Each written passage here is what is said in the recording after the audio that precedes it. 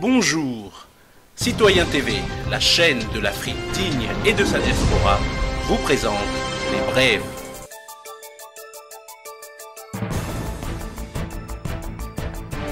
Au sommaire, CPI, RDC, coopération Chine-Afrique, Mozambique, tension Russie-Turquie et pour finir, actualité en France.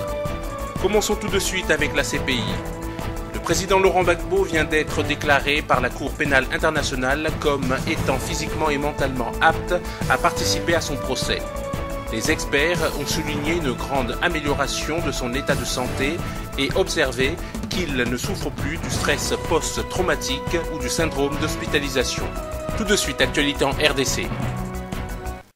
On reste à la primature pour parler cette fois de la journée portes ouvertes. Ce vendredi, plus d'une centaine d'élèves des différentes écoles de Kinshasa se sont rendus à l'hôtel du gouvernement pour découvrir ce site aux allures touristiques. Regardez. Ces élèves découvrent pour la toute première fois les bureaux de Patrice Emery Lumumba, Étant donné qu'il n'est pas là, j'aimerais savoir... la salle du Conseil des ministres, ainsi que celle des portraits. Au jardin des premiers où se trouvent les bustes des 7 gouverneurs généraux, des 27 premiers ministres, les visiteurs de la primature ont dans leur allocution reconnu les prouesses du gouvernement dans la modernisation de ces sites touristiques qui retracent l'histoire de la République démocratique du Congo. Mes impressions de voir la primature et de connaître les historiens de notre pays. Je ne connaissais même pas que dans notre pays, il y a 22 premiers ministres qui ont succédé avant Matata Ponyo. Cette occasion nous a permis de palper du doigt les réalités de la modernité prônée par le chef de l'État, Monsieur Joseph Kabila Kabange. Tout en souhaitant bienvenue à ses hôtes, Matata Ponyo a invité ses élèves à connaître l'histoire du pays pour ainsi éviter les erreurs du passé. Un héros national, c'est celui qui a donné son sacrifice. Vous devez aussi apprendre l'histoire de notre pays, mais aussi l'essence des mots. Comme dans ses habitudes, le Premier ministre a remis des cadeaux à chaque responsable des écoles venus à la primature dans le cadre de cette journée porte ouverte.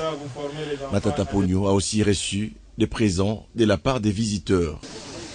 Photos de famille avec chaque groupe a ainsi immortalisé les passages de ces différentes délégations à la primature, où un cocktail a également été offert aux écoliers et encadreurs. Tout de suite, coopération Chine-Afrique. Le ministre chinois des Affaires étrangères Wang Yi a déclaré que le président chinois coprésidera le sommet de Johannesburg du 4 au 5 décembre aux côtés du président sud-africain Zuma. Cette année marque le 15e anniversaire du forum. C'est la première fois que la réunion ministérielle a été améliorée en tant que sommet des dirigeants, reflet du développement des relations. Le président chinois présentera les nouvelles idées de la Chine pour la coopération avec l'Afrique. La Chine proposera également une série de plans de coopération dans le domaine de la production industrielle, des constructions d'infrastructures, des ressources humaines, une simplification de l'investissement, un développement vert, un service financier, une paix et une stabilité. La coopération entre la Chine et l'Afrique est basée sur un développement égal et mutuel. Selon Wang Yi, le sommet se concentrera sur l'amélioration du niveau de vie de la population, du combat contre la pauvreté et du soin des femmes et des enfants dans les pays en voie de développement. Il a déclaré que la Chine avait investi plus de 30 milliards de dollars en Afrique et plus de 3000 entreprises chinoises travaillent sur le terrain. La Chine a également construit plus de 5000 km de lignes de chemin de fer en Afrique d'ici septembre. Le sommet passera une déclaration et un plan d'action pour montrer le programme des dirigeants aux futures relations. L'ambassadeur sud-africain en Chine espère que le plan pourra s'appliquer entièrement. Les points d'échange sont l'industrialisation, la manufacture et le bénéfice. Ce sommet accompagne plus ou moins ce que nous souhaitons faire. Personnellement, je m'attends à davantage d'investissements de la part de la Chine en Afrique afin de garantir que ce que nous disons sera appliqué. Tout de suite, actualité au Mozambique. Aujourd'hui, les rues de Maputo et ses gratte-ciels bourdonnent d'activité. le joyau de la capitale du Mozambique, son tout nouvel hôtel 5 étoiles. Derrière ce projet, la campagne de construction étrangère d'Anhui. Depuis 1996, l'entreprise a aidé à mettre en œuvre la plupart des projets du gouvernement dans la ville, dont ceux de l'aéroport international et du stade national. Un avantage majeur pour nous, c'est l'emplacement de Maputo, qui est près de l'Afrique du Sud. Il y a aussi de bonnes infrastructures avec l'autoroute et le port pour nous aider à transférer nos matériaux de construction. La situation politique à l'heure actuelle est stable et le gouvernement a mis en place des lois efficaces qui simplifient les investissements. Pour les résidents de Maputo, ces projets à grande échelle ont, au cours des dernières années, signifié la transformation graduelle et la modernisation de leur ville, qui a été ravagée par une guerre civile de 16 ans. La ville se développe, nous avons de nouveaux immeubles. Les collectivités locales ont travaillé dur pour améliorer les choses. Ce n'est pas encore tout à fait ça, mais il y a des changements positifs qui ont été réalisés. Je suis très contente que ma ville se développe. Nous avons de nouveaux immeubles, de routes et plusieurs écoles. J'en suis très fière. Mais le Mozambique a été affecté par une chute des prix des ressources et l'impact du ralentissement économique a touché les secteurs de la construction et les secteurs immobiliers qui alimentent le boom de Maputo. Nous avions certaines préoccupations, mais nous sommes confiants que l'économie du Mozambique va rebondir. Nous estimons que la situation va se corriger sous peu et que les perspectives à long terme seront meilleures. Et il y a d'autres projets dans les cartons. Parmi eux, le financement par la Banque d'exportation et d'importation de Chine pour la construction d'un pont qui traversera la baie de Maputo. Ce nouveau pont permettra de réduire le temps des trajets pour les gens qui vivent à l'extérieur du centre de la ville, mais aussi pour ceux qui viennent de l'Afrique du Sud, le pays voisin. Tout de suite, tension Russie-Turquie. La Russie frappe la Turquie au porte-monnaie en représailles à la destruction d'un de ses chasseurs Sukhoi. Rappelons que les deux pays ne sont séparés que par la mer Noire, que 2 millions de Russes se rendent chaque année en Turquie en vacances et que Moscou investit et achète en Turquie. Vladimir Poutine a donc bien les moyens de faire pression sur son indiscipliné voisin, Pierre Bergeau.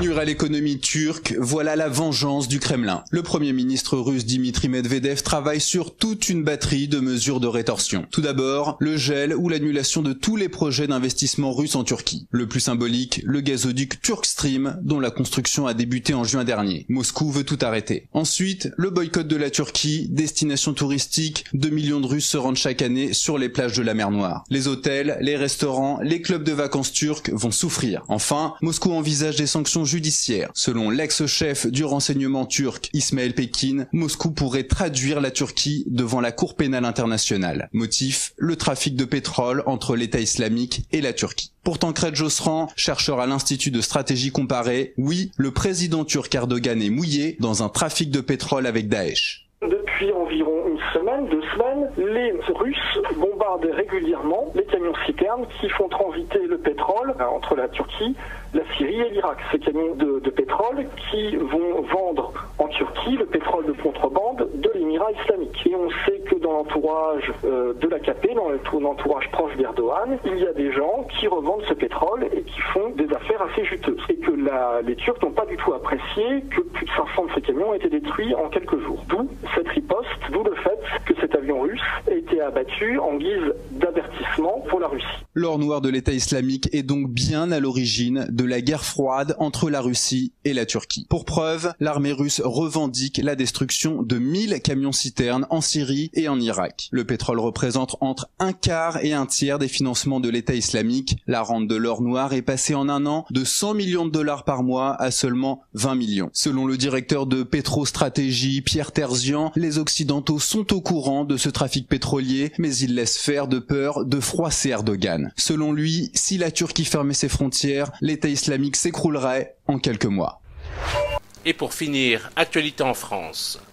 La parole est à Madame Marion Maréchal Le Pen pour les non-inscrits. Merci Madame la Présidente. Ma question s'adresse à Madame le Garde des Sceaux.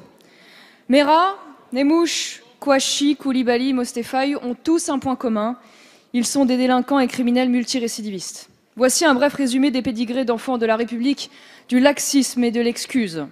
Récidive pour Mera, condamné 18 fois, dont 14 avant sa majorité.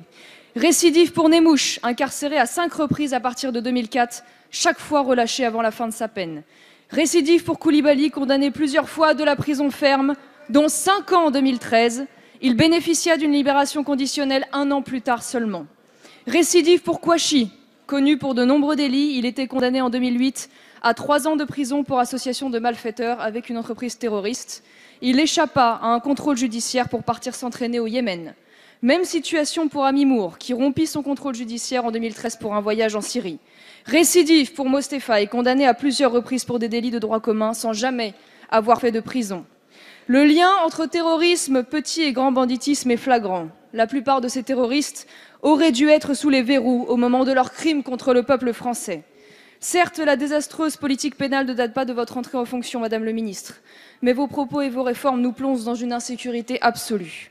Au moment des tueries de janvier dernier, vous ne trouviez pas mieux que d'envoyer une note aux magistrats afin de les presser d'appliquer l'alignement du régime des récidivistes sur celui des non-récidivistes en matière de réduction supplémentaire de peine. Aujourd'hui, vous refusez de vous prononcer sur la déchéance de nationalité pour les terroristes nés en France. Carence dans les déferrements et dans l'application des peines, réduction automatique de peine, défaillance dans la surveillance des personnes sous contrôle judiciaire, largesse dans l'application des libertés conditionnelles, contrainte pénale pour l'ensemble des délits en 2017. Cette folle politique n'a fait qu'entraîner le sentiment généralisé d'impunité, l'augmentation des crimes et délits, mais surtout du nombre de victimes. Ce ne sont pas les délinquants qui sont victimes. La parole est à Madame la garde des Sceaux, ministre de la Justice. La parole est à Madame la garde des Sceaux. Madame la Présidente, Mesdames et Messieurs les députés, Madame la députée, quel magma. Quel magma. Actualité en France toujours avec les chiffres du chômage. 42 000 chômeurs de plus en un mois. La nouvelle ne pouvait pas tomber plus mal pour le gouvernement. C'est la plus forte hausse mensuelle du chômage depuis avril 2013, Olivier. En octobre, le nombre d'inscrits à Pôle emploi dans la catégorie A, c'est-à-dire sans aucune activité, a en effet atteint le niveau record de 3,85 millions. Si le chômage des jeunes est resté stable, grâce notamment au contrat d'avenir distribué à tour de bras et qui coûte très cher aux finances publiques, celui des seniors bondit de 1,5% sur un mois et de 9,2% sur un an. Du côté des chômeurs à temps partiel, l'augmentation est également au rendez-vous avec plus de 13 000 inscrits supplémentaires, une véritable douche froide pour le gouvernement. Effectivement, après un mois de septembre où le nombre de chômeurs avait reculé contre toute attente de 23 800 demandeurs d'emploi, les socialistes doivent à nouveau affronter la réalité. L'économie française est à la dérive. Et si Myriam El Khomri juge ces chiffres insatisfaisants, le ministre du Travail appelle à les interpréter avec prudence. La faute à la reprise, estime le ministre, et aux variations qu'elle provoque au niveau des créations d'emplois. Pourtant, au regard des chiffres, ces créations d'emplois sont surtout des contrats courts de type CDD, sujet que Myriam El Khomri ne maîtrise pas sur le bout des doigts, comme on a pu le voir récemment. En réalité, après un CDD, la plupart des inscrits basculent à nouveau dans la catégorie A, celle des personnes sans aucune activité. Au ministère, on espère toujours le retour de la croissance pour 2016, un discours préfabriqué que l'on martèle à chaque rapport sur le chômage et dont les Français se lassent de plus en plus. Les élections à venir confirmeront certainement ce désaveu de la politique économique désastreuse du gouvernement.